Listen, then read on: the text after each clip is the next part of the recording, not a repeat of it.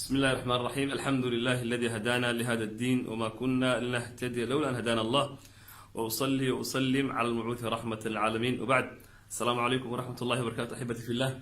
waxaan halkan wada joognaa aniga sheekhayga sheekh cabdiraxmaan, waxaana joognaa airportka magaalada Birmingham, waxaana weliba si khaas u joognaa hay sheekh ga joognaa.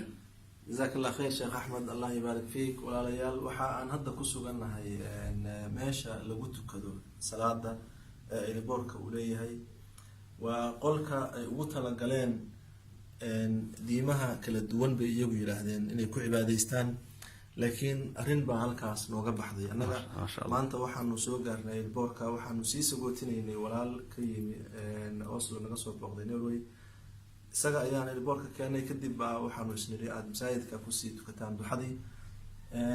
Markaanu soo galnay halkan ilboorka ayaa waxaanu horta koona soo jiitay iyadoo dhul gaalo la joogo in ay ka fikirayaan in dadkii cibaadeysanayay ay meel u sameeyaan. waxay ahayd runtii qodob la soo jiitay oo annaga macnaha markaas aan dul istaagnay. Meeshan ay ugu talagaleen dadkaas kala duwan inay ku cibaadeystaan waxaa عجيبة هو كلاتون سوجي ذاتي أنت كلية سيدا موقتها وموقتها وحوية إلي تلمام أيام قبلده ماشي أي كاجرته دايركشن كي قبلده أيام الغوت تلمام صلي قيبا يا له أنا قبلده أسي جيدة، لكن هذا نوع مال وذا استعماله وحكلون سوجي تبنتي مركان وهلكن سوق المي خاندهن أدرك إنسان وحلوك على حري دتك كلا الدون iyagu yiraahdeen diimo kala duwan bay haystaan. marka dadkaas haddaad u fiirsato khaanadahooda waa meel maran marka laga soo tago, marka laga reebo khaanada muslimiinta ay ugu talagaleen. khaanada muslimiintu way ka weyn tahay oo labadan qayboodba iyadaa leh. marka halkan wuxuu ku sidoo islaamka uu balaaray inay diinta islaamku tahay diinta ugu fidid badan Allahu akbar dunida. khaanadan labada dhinacba waxaa iska leh muslimiinta. marka kuwa kaleeto aad fiiriso hal khaanadood oo yar yar ayaad ugu tegi doontaa. gudaha markaad sii gashid khaanadaha halkan waxaad arkaysaa qaybtan muslimiinta waxaa loogu talagalay inay kabaha hoos dhigtaan, maxaa yeelay diinta muslimiinta yani diinta islaamka waa diintaas keensanaysa in qofka muslimka markuu masaajidka soo galo uu kabaha la baxo. diin dhaqan iyo anshax la weeye oo uusan kabaha la soo gelayn meeshii cibaadada. halkan uu kabaha safanayaa kadibna wuu tukanayaa. qaybtan waxaa halkan yaala xijaab ay ugu talagaleen maadaama dadka muslimiinta qaarkood ay ku ibtilaysan yihiin inay xijaab la-aan socdaan markay tukanayaan inay hagoogtaan. halkan waxaa u yaala qaar tusbixii baa yaala, koofiyadihii baa yaala oo macnaha way u diyaariyeen.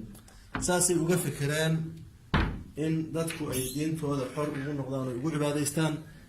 halkan haddaad fiirisid salligii salaada lagu tukanayay ayaa hoos ilaa iyo halkan taxan ood arkaysaa iyada ruuxadeeda baaxadda salligaasi uu leegyahay iyo tiradiisa ayaa waxay kutusaysaa inay diinta islaamku ka fidid ogtahay kana fidid badan tahay. dadka muslimiinta ana ay ka adeegsi badan yihiin goobaha cibaadada kuwa kaleeto.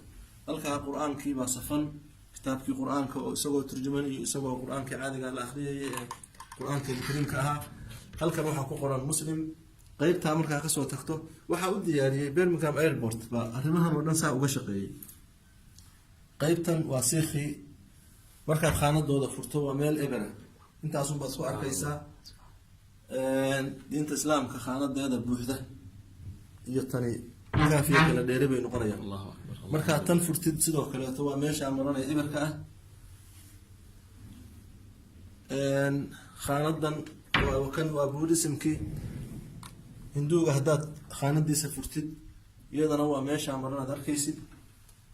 waxaa yaala marka loo fiiriyo tii khaanada muslimiinta wixii yaalay waa eber. kuwan buddhismka iyagana waxaa yaala waa saacad baa kor iska saaran, hoostu waa maran tahay. laba buug bay halkan dhigeen, waa meeshaa maran wey.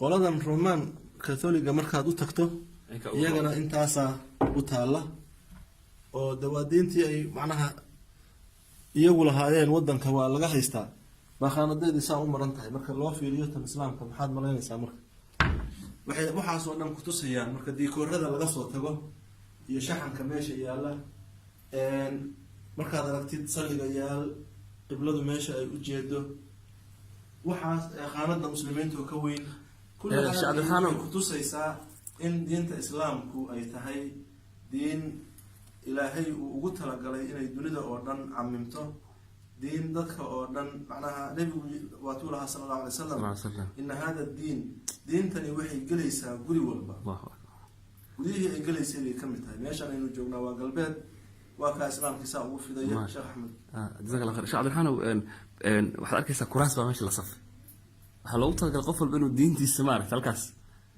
laakiin islaamka fiiri waa meel yar iska haddana alxamdulilah oo basaadagsi ka muuqato oo iska halkaasaa lagu cibaadaysanayaa qofka u baahan ee aan awoodi karin inuu taagli ku tukado baa kursigiisa soo jiidanaya marka waxaad is leedahay halkan dadkani si fiican bay runtii u agaasimeen oo uga shaqeeyeen bal waxaa dhici karta qof hadduu laga yaabo inuu saacado badan sugi lahaa intuu soo galo qur-aanku akhrisan kara intuu halkaas soo fadhiisto dikriga ilaah wuu iskaga nasanayaa wuu ku cibaadaysan karaa qur-aan buu ku akhrisan karaa kitaabkii baa yaalla adigoo safarkaagii sii wata baad cibaadadaadiina ku dhex wadan kartaa waxaan ilaahay ka rajaynaynaa in magaaladan iyo galbeedka oo dhan uu noqdo dhul islaam oo mar dhow adanka iyo dhawaqiisaba laga maqlo jazaakum allah khayr ilaah ku baraka sheekh cabdiraxmaan